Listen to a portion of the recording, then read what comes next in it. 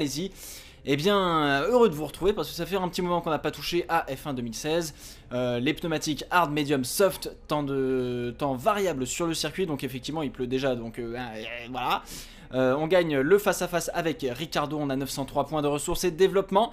Je sais pas encore ce qu'on va faire comme amélioration sur à la fin de ce Grand Prix, hein, tout simplement. On va attendre de dépenser. Mais à mon avis, ça risque de se diriger vers la gestion de carburant. Comme ça, on aura entre guillemets une voiture de niveau 3, tu vois. Comme ça on sera tranquille.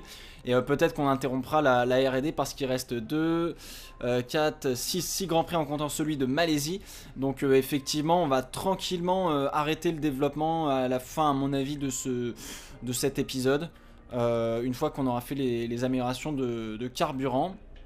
Et puis j'avoue que je suis tenté entre le carburant et puis l'appui plan principal de l'aileron arrière, l'appui aérodynamique qui fait quand même bon, moins défaut depuis qu'on a fait les améliorations, mais tout de même une voiture un peu moins aéro, un peu moins perfo.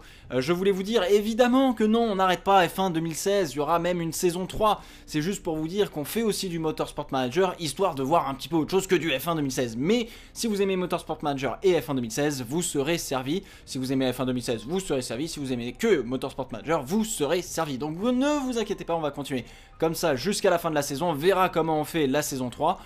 Pas de souci là-dessus non plus. Je pense on restera sur 2 épisodes par semaine pour F1 2016.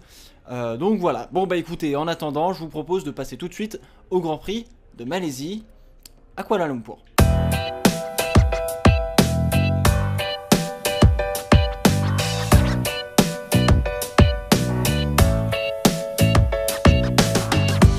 Et donc on se retrouve à Kuala Lumpur. Dis donc, il pleut des cordes.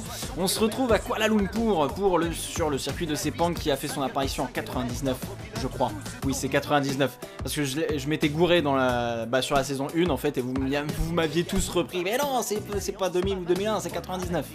Et encore une fois, on est à l'écran, ça fait plaisir. J'aime bien voir comme ça dans les cinématiques, c'est stylé. Donc effectivement 28 degrés, pluie légère. On va voir ce qu'on peut faire évidemment. Circuit relativement technique, je sais même plus s'il a été dessiné par Herman Tilke, mais ceci ne m'étonnerait guère avec les grandes lignes droites du 3ème secteur. Bref, non mais oui, en tout cas on est en train de pas trop mal le dominer entre guillemets, parce que oui, on a quand même pas mal d'avance au championnat. Et je voulais réagir par rapport à certains petits commentaires, quelques commentaires. Certains d'entre vous disent some say, un peu comme le stick, tu vois. Disent ouais, c'est pas marrant quand tu gagnes, etc. Oui, mais en même temps, je vais pas faire des courses juste pour tout le temps rester derrière. On me dit aussi oui, mais c'est pas réaliste, la Williams elle est pas aussi performante. Oui, mais on l'a améliorée. Donc on est exactement à la place où on devrait être. Et puis l'objectif c'est de devenir champion du monde. On est en passe d'y arriver. Et puis voilà. Et puis on verra ce qu'on fera pour la saison 3. Je pense qu'on restera chez Williams parce que je suis jamais resté dans une même écurie. Et puis aussi, de dire ouais, mais c'est moins intéressant quand tu gagnes tout le temps. Ouais, bon bah écoutez, désolé. Je pense que pour du coup la saison 3, si franchement j'ai le temps, je repasserai en 50% parce que c'est vrai que on a tellement pas de possibilités de stratégie en fait en 25% que le 50% pardon me paraît quand même vraiment stylé quoi. Donc après faut que j'ai le temps. Voilà, faut que j'ai le temps et puis voilà. Donc tout simplement. Maintenant qu'il y a Motorsport Manager, ça me permet quand même de me décharger de 4 heures de boulot entre guillemets en moins par semaine, ce qui est quand même énorme pour moi, ça fait beaucoup. Donc voilà, on va voir comment on va goupiller tout ça, etc. Puis il y a d'autres projets évidemment dans les cartons pour 2017. Tout ça, je vous en reparlerai à Noël, évidemment. Donc voilà, donc pour l'instant on continue cette saison toujours en légende, no assist as usual. Si vous voulez, alors ah oui, au fait, je voulais vous parler aussi d'un autre truc. Putain, ça fait... Ouais, mais en même temps on se voit pas suffisamment les gars. Effectivement la vidéo sur les conseils de pilotage, je pense que je la ferai à la fin de cette saison. Ça fera entre guillemets la période de transition entre cette saison là et la prochaine saison sur F1 2016.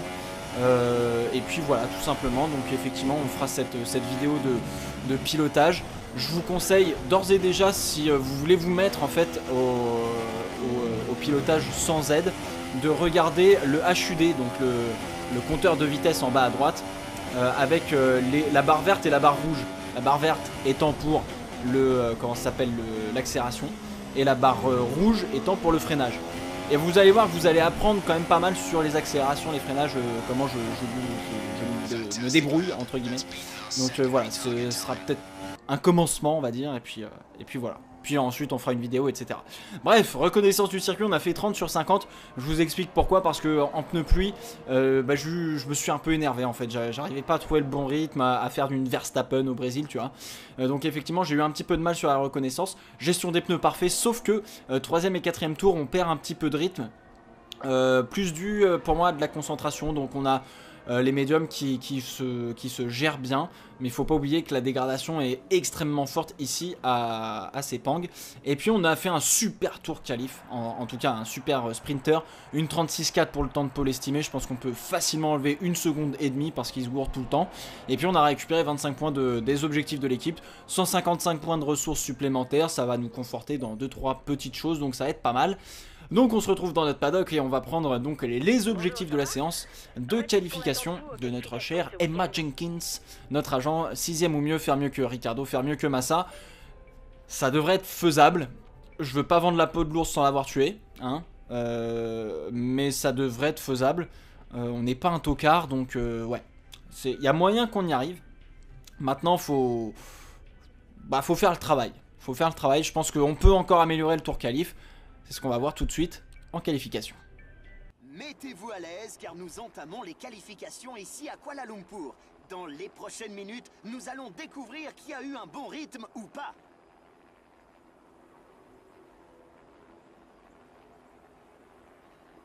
C'est un circuit très difficile pour les pneumatiques, à l'avant comme à l'arrière.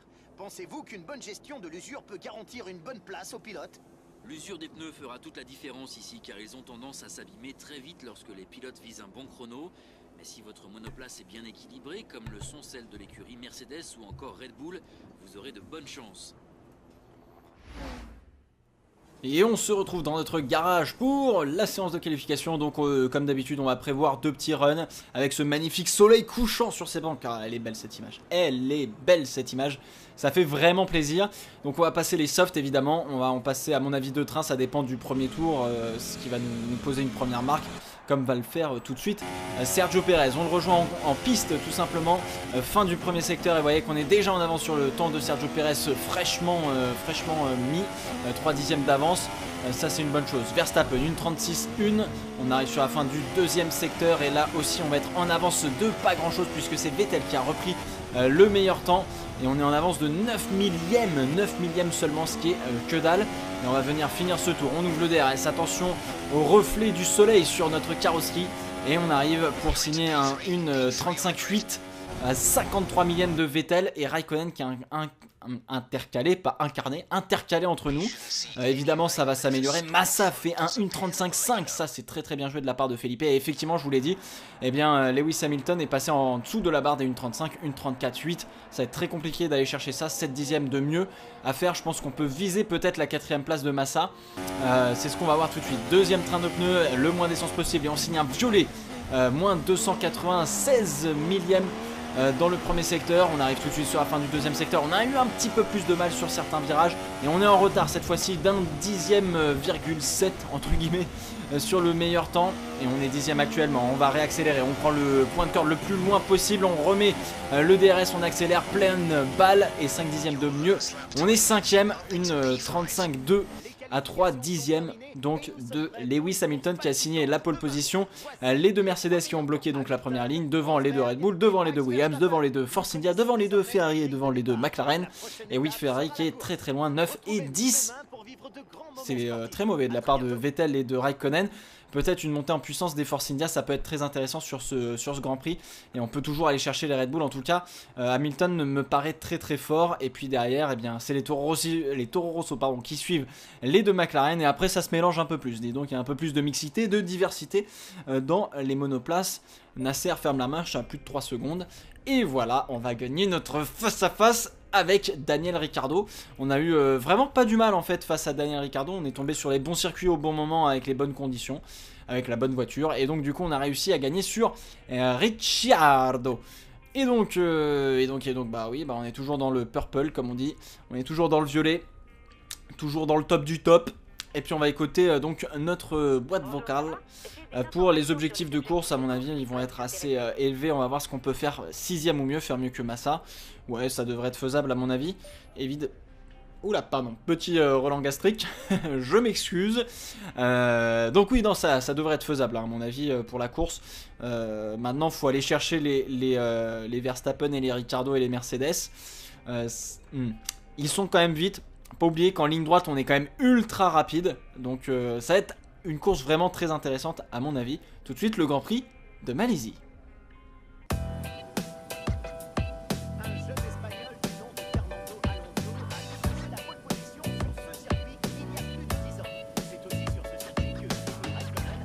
Et c'est jour de course ici à Kuala Lumpur pour le Grand Prix de Malaisie. On est donc à Sepang avec une piste qui commence à se faire vieille et qui n'a pas bénéficié sur le jeu en tout cas des nouveautés qui ont été apportées à la piste cette année en IRL puisqu'elle a été resurfacée et le dernier virage a maintenant un banking inversé, donc c'est à dire que le point le plus haut du virage est donc à la corde. Exactement l'inverse d'un banking à l'américaine entre guillemets sur ovale où là le point le plus haut est à l'extérieur. Bref, nous sommes donc à Sepang avec des courses qui se sont toujours avérées plus ou moins folles, plus ou moins chiantes, ça dépendait des grands prix. Mais on a eu de sacrées grosses courses et puis des nouveaux champions. Alonso qui a fait sa première pole en 2003, le même week-end Raikkonen a signé sa première victoire. Bref, je vous passe tous les détails parce qu'on a eu quand même de sacrées belles histoires qui se sont écrites ici, notamment avec Sergio Pérez aussi en 2012, qui a failli gagner mais qui s'est fait passer par notre cher Fernando Alonso à l'époque sur Ferrari. Et donc à nous aujourd'hui de faire le boulot, de prendre un bon départ et puis d'aller chercher les gars de devant. Et puis surtout d'aller les chercher en fait dans les virages, puisque dans les virages ils vont être plus performants que nous et il va falloir maintenir le contact et tenter d'aller chercher la vitesse de pointe en ligne droite.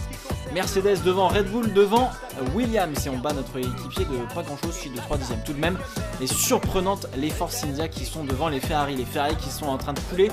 On a 2 lignes garnies de champions du monde là, avec Vettel, Raikkonen, Alonso et Button.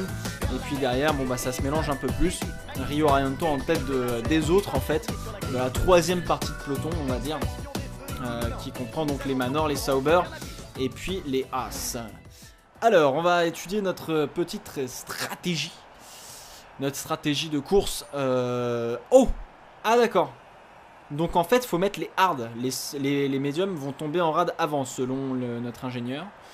Bon, j'ai pas testé les hard, ça m'embête un peu, sachant que je sais que on a potentiellement beaucoup de mal à mettre de la performance dans les pneus durs, dans les hard, les oranges là.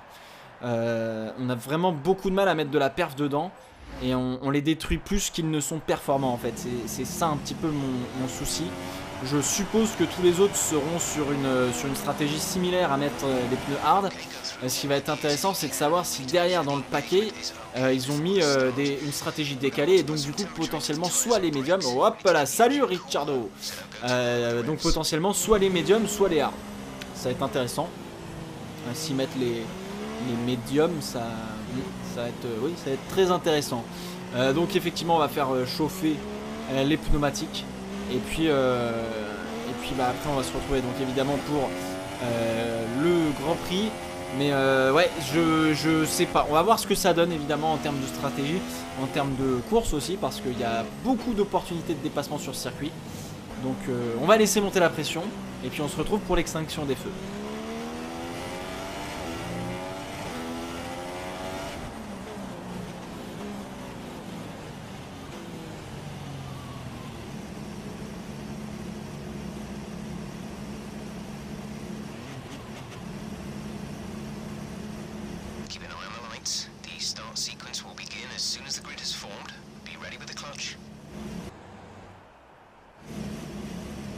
Et les feux s'allument avant le départ de cette 16e manche de la saison F1 2016 et on est parti. Et on s'envole bof, dis donc un petit peu timide le départ.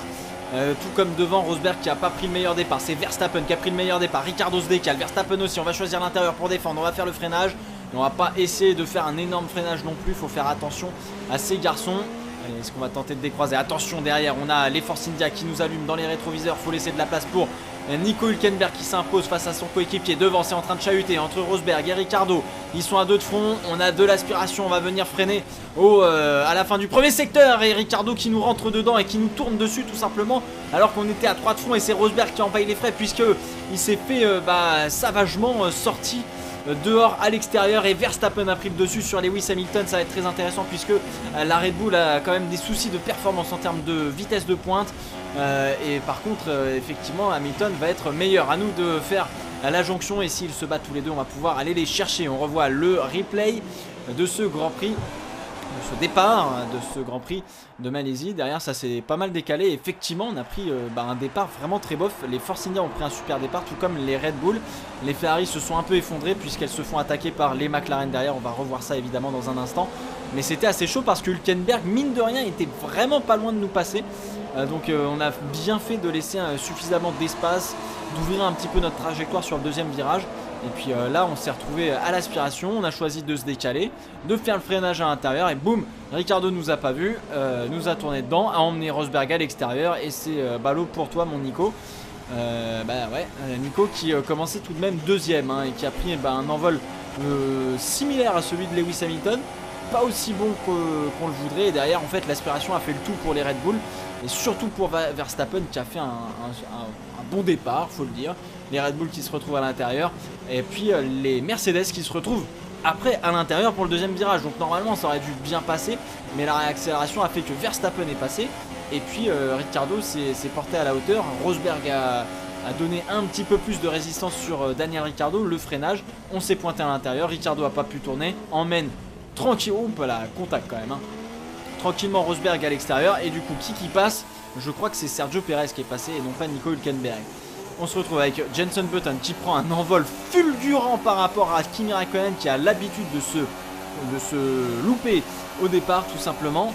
Et puis Alonso qui se retrouve à faire un gros freinage sur Sébastien Vettel. Les McLaren qui se retrouvent en lutte avec les Ferrari, pas aussi haut qu'on le voudrait, mais bon ça fait une belle lutte entre champions du monde. Là il y a 4, 5, 6, 8 titres de champion du monde, rien que ça, qui sont en train de se battre. Et regardez, Perez, on voit notre décalage, boum, Ricciardo se heurte à nous, on a eu beaucoup de chance de ne pas casser autre chose. Et puis effectivement c'est Perez qui était passé donc sur Nico Hülkenberg. On se retrouve en direct, fin du premier tour et regardez Lewis Hamilton dans la ligne droite opposée se retrouve à l'aspiration, fait le décalage sur Max Verstappen pour la première place. Et vous voyez que elle est belle cette caméra, elle est belle et c'est passé pour Lewis Hamilton. Maintenant est-ce que Max Verstappen avec l'aspiration va pouvoir lui rendre l'appareil? Ça va être très très intéressant. On arrive à faire le trou sur Daniel Ricciardo. Verstappen se décale au freinage du numéro 1. On vit ça en caméra embarquée avec notre voiture.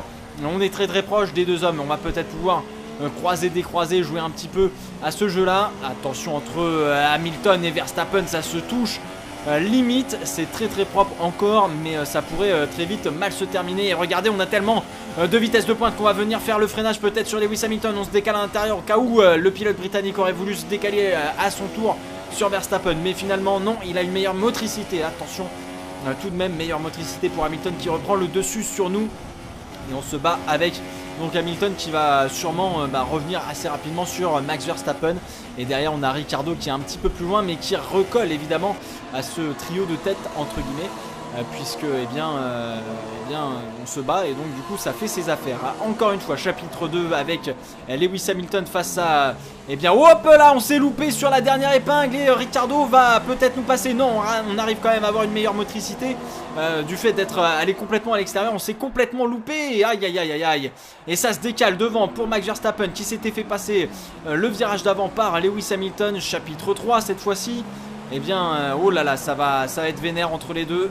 Hop là, ça se touche légèrement messieurs, attention tout de même à ne pas se mettre dans le décor. On a réussi à reprendre l'avantage sur Daniel Ricciardo à la vitesse de pointe évidemment. Et notre fulgurant moteur Mercedes et notre aérodynamisme qui fait qu'on est tout de même beaucoup plus rapide. Allez, tour numéro 3, Et cette fois-ci on a le DRS sur Lewis Hamilton.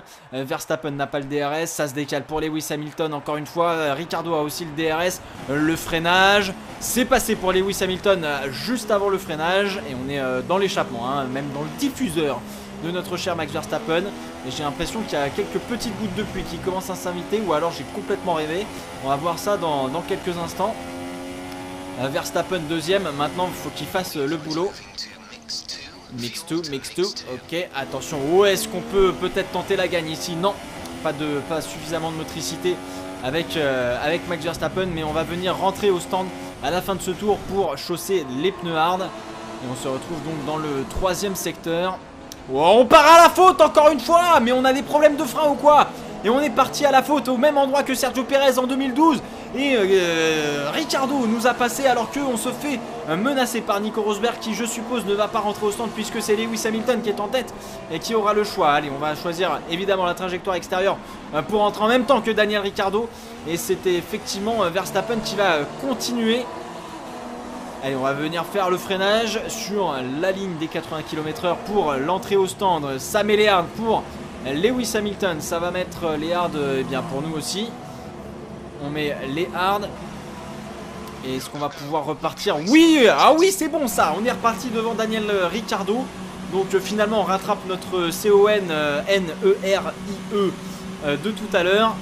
Puisque eh bien effectivement on a réussi à reprendre le dessus grâce à la Force India qui est rentrée juste avant la relance de la Red Bull dans la pit lane. Donc effectivement là on s'est bien débrouillé. On se retrouve derrière Lewis Hamilton. Maintenant il va falloir faire un très gros tour de sortie pour tenter de se raccrocher à Lewis Hamilton. Et surtout de voir où est-ce que cet homme-ci et l'homme qui est derrière, à savoir Max Verstappen et Nico Rosberg, vont ressortir des stands. Voir si effectivement la dégradation des pneus est vraiment trop forte, ou s'ils ont réussi à sortir un tour du feu de Dieu, dirons-nous. Alors ça a mis les hards, bon, ça met les hards chez tout le monde hein, à mon avis. Ouais, derrière ça va mettre les hards aussi. Et effectivement à mon avis ça a mis les hards pour... dis donc Button il est passé devant là, attention. Alors voilà, c'est là, c'est ça qu'on veut voir. Verstappen ressort des stands en hard.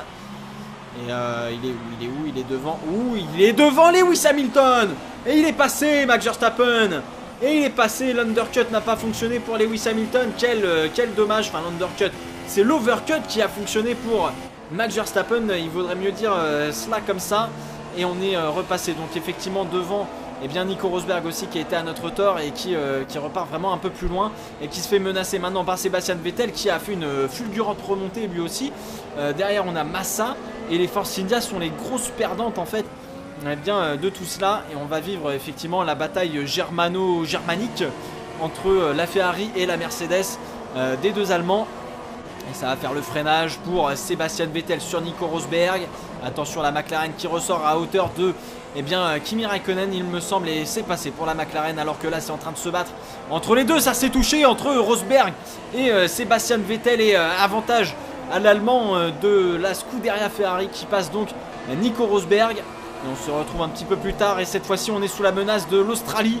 L'Australie qui est en train de se décaler à l'intérieur. On va venir faire le freinage et on prend un petit peu plus large pour tenter eh bien, de décroiser et d'avoir une meilleure motricité en sortie, parce qu'on sait qu'on va avoir non pas le DRS mais l'aspiration.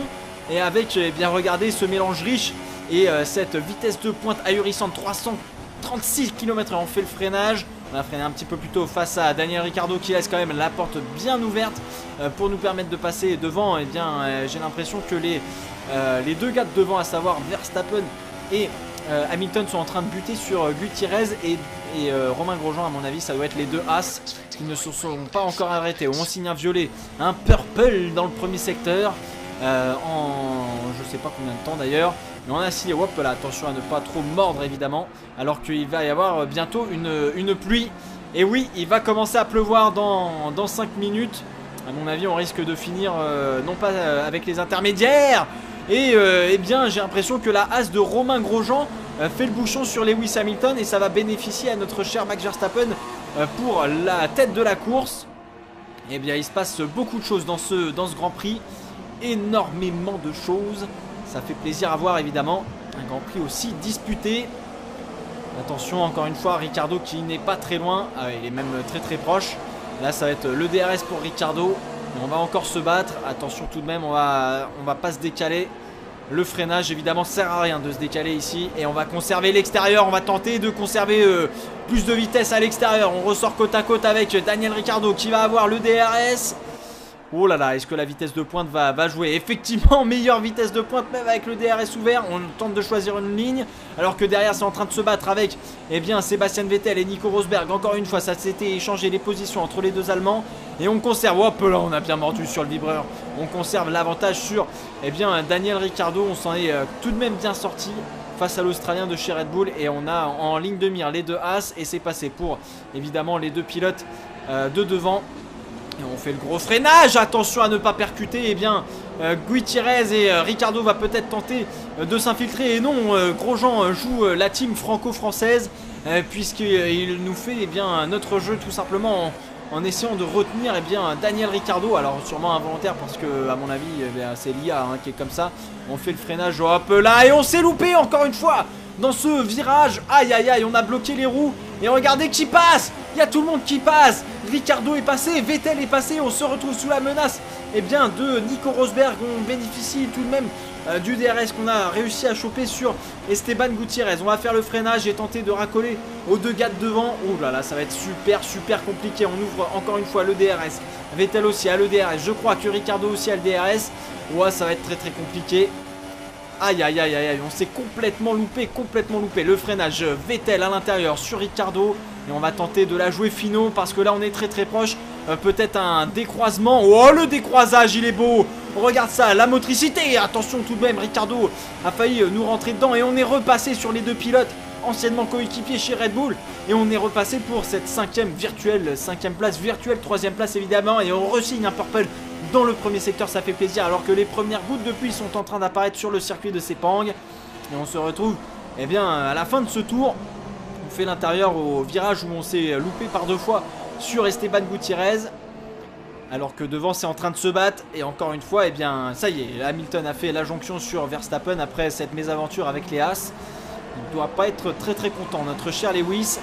On ouvre le DRS pour Hamilton, évidemment. Et là ça va faire le freinage sans problème à mon avis. Ça va même passer avant le freinage. Cas d'école, tout ça. Hop là, non, ça résiste de la part de Max Verstappen à l'extérieur. Peut-être qu'il est mieux placé. Non, il s'incline Max Verstappen alors qu'on est troisième effectivement. Et ça se bat férocement entre Vettel, Ricciardo et Rosberg. Rosberg a réussi à faire la jonction avec son ponton savagement abîmé, dirons-nous. 11e tour. Et il va rester 3 tours. Et vous voyez qu'il y a quelques gouttes sur notre monoplace et quelques gouttes qui tombent sur la piste. On est sous la menace allemande avec la Ferrari dans nos rétroviseurs. Encore une fois, on va pas tenter de défendre, on va choisir une ligne, on va s'y tenir. Et encore une fois, on va essayer de tenir l'extérieur. Elle est belle cette caméra d'hélicoptère pour suivre cette belle action entre presque ces quatre machines. Et on va conserver la ligne à droite tout simplement. Alors que Ricciardo va tenter d'attaquer Sébastien Vettel. Et on est toujours à l'intérieur, on a freiné très tôt. Et Rosberg va tenter de s'infiltrer. Et ça se touche, ils sont à 3 de front. Et Rosberg qui tente l'extérieur au virage 2 sur Ricciardo, ça se touche à plusieurs fois. Et Rosberg est passé, a fait d'une pierre deux coups. Et le grand perdant c'est Sébastien Vettel. Mais quelle magnifique manœuvre entre toutes ces voitures. Mais qu'est-ce que c'était beau ça. Oh là là, quelle belle bataille. Et on se retrouve sous la menace de Nico Rosberg qui encore une fois va nous faire le freinage sur l'épingle du dernier virage. On va conserver la même stratégie que tout à l'heure, à savoir à l'extérieur tranquille. Est-ce qu'on va conserver l'avantage? Je ne sais pas, apparemment non. Et si on conserve l'avantage, à la réaccélération sur Nico Rosberg. On se retrouve encore une fois à 3 de front. Attention, et derrière, oui, ça s'est remis en place. On fait le freinage, on est bien placé à l'intérieur. On repasse sur Nico Rosberg. Derrière, Vettel tente de faire l'extérieur au virage 2. Ça s'est touché entre Vettel et Ricciardo. Et Vettel est passé. Ricciardo qui a légèrement accroché le ponton de la Ferrari numéro 5. Et Rosberg qui se rattrape de la mésaventure du premier virage. Et on est au 14e et dernier tour. Vous voyez qu'il commence vraiment à pleuvoir. Certainement d'une manière un peu compliquée. J'en perds mes mots, limite. Effectivement, ça commence à pleuvoir vénère. Il va rester un dernier virage. On est suffisamment loin de Sébastien Vettel pour assurer cette 3e position. Et devant, on n'aura rien pu faire. Là, on a deux aliens. comme on dit dans le jargon, 2 aliens que sont eh bien, Lewis Hamilton, vainqueur devant Max Verstappen. Et on va venir prendre une 3e place, pardon. 3e place, eh bien, tout de même bien méritée, je dois dire, vu la bataille incroyable qu'on a eue avec eh bien, les pilotes qui sont derrière, à savoir Rosberg, champion du monde dans F1 2016, et oui, je dois vous le dire, champion du monde dans notre jeu, un quadruple champion du monde, Sébastien Vettel et Ricciardo, avec qui on se bat pour le championnat, évidemment. Et on marque plus de points face à Ricciardo, donc ça c'est une bonne nouvelle. On marque eh bien 10 points de moins que Lewis Hamilton, Hamilton qui n'est pas une menace pour l'instant directe au championnat. Je vous rappelle qu'il reste après cette course là. Putain mais ce bug sérieusement, mais résolvez ça quoi les gars, franchement, punaise c'est pas vrai. Donc effectivement Hamilton qui n'est pas une véritable menace, il reste tout de même eh bien 5 courses après celle-là. On va faire le point évidemment sur le championnat du monde des pilotes. Mais pour l'instant là on s'en sort vraiment très bien. On est en train de vraiment d'assurer eh bien le service après-vente, n'importe quoi. On est en train d'assurer la première place, en tout cas en ce qui concerne le championnat du monde des pilotes. Donc on va voir ce que ça donne. En tout cas on est en train de gérer clairement notre saison avec Williams. Alors voyons un petit peu. Ah, putain. Massa qui dégringole à la 8e place, c'est vraiment dommage. Raikkonen qui fait une belle perf. Vettel fait une très belle perf aussi. Qui est-ce qu'il y a d'autre très bien? Ricciardo fait une mauvaise perf. Hein. Ouais, bah sinon, ouais, ça s'est bien battu. Perez aussi a fait pas une si bonne perf que ça, puisqu'à un moment donné, il était 6ème, je crois, donc un peu dommage. Hülkenberg fait une contre-perf, clairement, 12ème en partant de la 7ème position. Et belle perf de Pascal Wehrlein, 15ème. Et je crois que c'est Arianto qui a fait un peu du caca. Non, effectivement, course assez intéressante. Et vous voyez qu'on a 46 points d'avance sur Daniel Ricciardo, donc c'est assez énorme. Rosberg est toujours 3ème. Hamilton est 4ème à 90 points, donc c'est vraiment compliqué pour lui. Il reste donc 5 Grands Prix.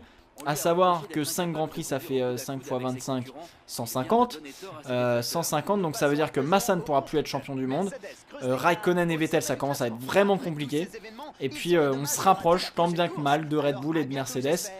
Mais en tout cas c'est sûr que là on commence à verrouiller cette 3ème place face à Ferrari.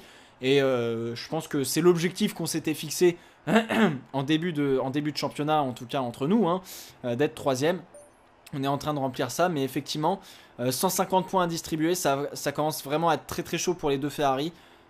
Chaud aussi pour Verstappen, voilà. Donc je pense qu'au prochain Grand Prix, donc à savoir au Japon, on saura qui ne pourra plus devenir champion du monde. Et ça va commencer à resserrer l'étau entre à peu près tout le monde. Voilà, bon, et maintenant c'est l'heure de faire des améliorations. Alors, on a gagné face à Ricciardo, ça c'est une bonne nouvelle. 1374 points de recherche et développement. Donc on peut se payer n'importe quelle des améliorations. En y réfléchissant bien, oui excusez-moi je réfléchis, en y réfléchissant bien, ce serait plus intelligent de faire la gestion du carburant maintenant, donc faire les deux. Voilà, donc on va les faire. Et en fait, se laisser arrêter le développement. Donc alors je vais pas interrompre le développement maintenant, j'ai peur que ça me fasse cracher les deux améliorations que je demande, on sait jamais hein, avec ce jeu. Et en fait qu'on commence à économiser dès maintenant pour que début de saison prochaine on puisse acheter tous les niveaux 4 en fait de toutes les améliorations. Alors oui je sais, ouais, je suis un peu ambitieux mais pourquoi pas acheter toutes les améliorations niveau 4 et comme ça on aura une voiture ultra perf pour Bahreïn, parce que Australie, ce sera le moment où on pourra dépenser tout le pognon, entre guillemets. Donc voilà. Et puis on a fait 2, 4, 6, 8, 10, 12 podiums. 12 podiums pour 1, 2, 3, 4, 5, 6 victoires. 12 podiums, 6 victoires. Franchement, je pense qu'on a une super bonne perf.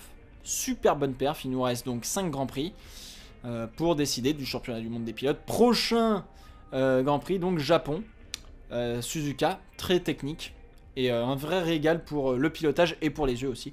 Donc on verra ça eh bien samedi, évidemment, samedi, Grand Prix de Suzuka au Japon sur F1 2016 comme d'habitude. Merci à tous d'avoir regardé cette vidéo, j'espère qu'elle vous a autant plu à vous qu'à moi. N'hésitez pas à lâcher des likes et des commentaires sur la vidéo, on se retrouve sur Twitter, sur Facebook et sur YouTube pour parler F1. Et puis en attendant, portez-vous bien. Ciao ciao.